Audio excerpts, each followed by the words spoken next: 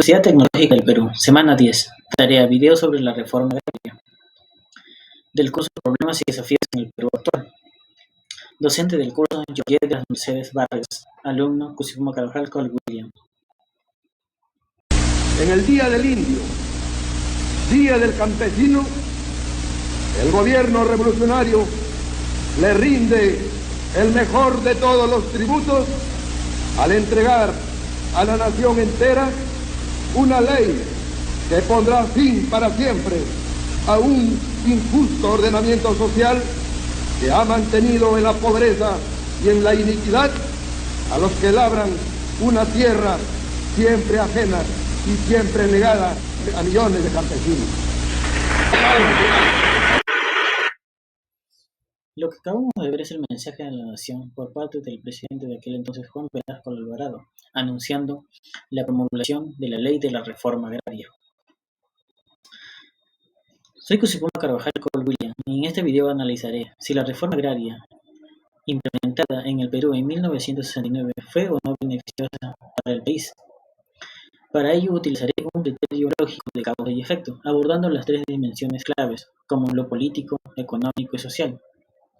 En primera instancia, en mi opinión, la reforma agraria sí fue beneficiosa en términos sociales y políticos, aunque tuvo sus efectos negativos en lo económico, debido a una implementación deficiente. Por ello, acompáñenme a analizarlo. Introducción. Contextualización breve. La reforma agraria surgió en un contexto marcado por la concentración de la tierra en pocas manos y la desigualdad en el campo. Su implementación buscaba redistribuir la tierra y dar oportunidades a los campesinos y transformar la estructura social y política de aquel entonces.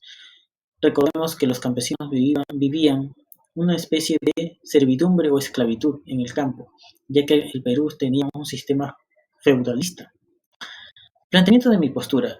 En mi análisis personal considero que, aunque la intención detrás de la reforma agraria fue loable, su ejecución presentó serias deficiencias que generaron efectos negativos en el ámbito político y económico, pese a algunos avances sociales, como ya lo mencioné anteriormente en la introducción.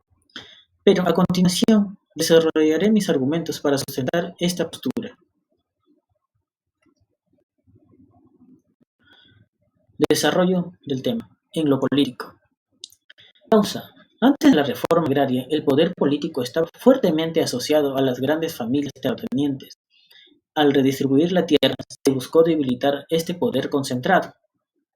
Como efecto, la reforma agraria buscó romper esta estructura de poder oligárquico, expropiando las tierras y redistribuyéndolas. El Estado debilitó a los grupos tradicionales y dio voz política a los sectores históricamente marginados, especialmente los campesinos e indígenas.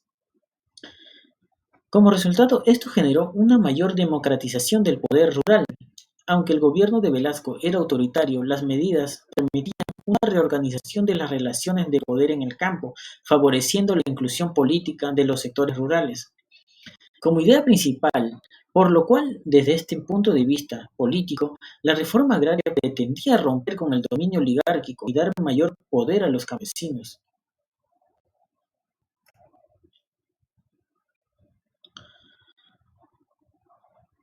Desarrollo. En el aspecto económico, el sistema de haciendas concentraba grandes extensiones de tierras que muchas veces no eran explotadas eficientemente y donde los trabajadores no eran asalariados ni contaban con derechos laborales.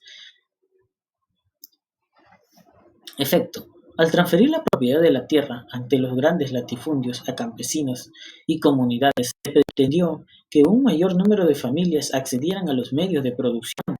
Esta medida logró, de alguna manera, hacer justicia en favor del campesino o el llamado indio. Como lo decía José Carlos Mariátegui, para resolver el problema de la tierra es resolver el problema del indio.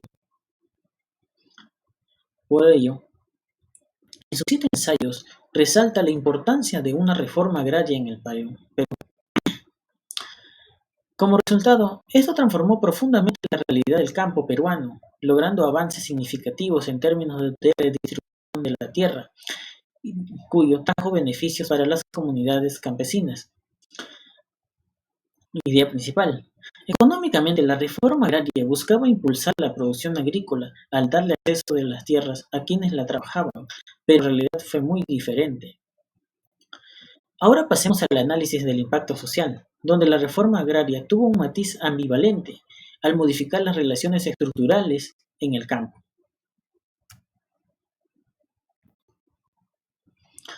En el aspecto social, causa, el sistema de haciendas mantenía condiciones cercanas al servilismo, o también llamado esclavitud. Los trabajadores vivían en unas condiciones precarias, sin acceso a educación ni salud. El efecto que tuvo en lo social fue: la reforma agraria otorgó tierras a miles de familias campesinas, mejorando su dignidad y autoestima y derechos sociales. Muchas comunidades lograron acceso a los servicios básicos, como la educación y la participación comunitaria. Esto trajo como resultado que hubo un gran avance histórico en la equidad social, aunque persistieron la pobreza y la desigualdad estructural. El acceso a la tierra transformó la identidad y el rol social del campesino. Por ello, la reforma agraria tuvo como objetivo mejorar las condiciones de vida de los campesinos. Sin embargo, la falta de acompañamiento técnico y social limitó el impacto transformador de esta medida.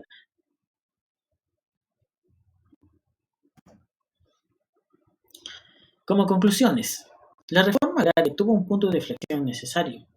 Políticamente se descentralizó el poder al redistribuir la tierra. La reforma agraria quebró el poder oligárquico. En lo económico, económicamente se redujo la dependencia de los monocultivos de exportación y se fortaleció los mercados internos. Socialmente, se reparó las deudas históricas al reconocer el derecho a la tierra a sus legítimos dueños.